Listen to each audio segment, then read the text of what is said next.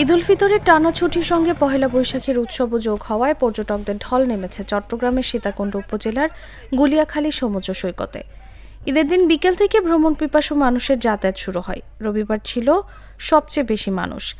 দেশের বিভিন্ন স্থান থেকে দক্ষিণা হাওয়ায় নিজেকে মেশাতে ও সমুদ্রের পানিতে গা ভেজাতে এখানে ছুটে আসেন শত শত মানুষ। শিশু থেকে শুরু করে সব বয়সী মানুষের পদচারণায় মুখর ছিল দৃষ্টিনন্দন এই সৈকত। গুলিয়াখালী সমুদ্র সৈকত প্রাকৃতিক সৌন্দর্যের এক অপরূপ লীলাভূমি। সৈকতের প্রাকৃতিক সৌন্দর্য ও মাধুর্য প্রতিনিয়ত বিস্তৃত হচ্ছে ও দেশি বিদেশি পর্যটকদের সাড়া দিচ্ছে।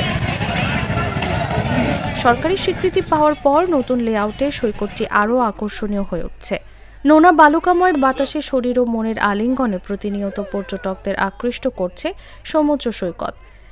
একদিকে পাহাড়, অন্যদিকে সমুদ্র হওয়ায় ভ্রমণ পিপাসুদের বাড়তি আগ্রহ দেখা যায় এই অঞ্চলে। ঈদের দিন থেকে হাজার হাজার পর্যটকের সমাগম ঘটে।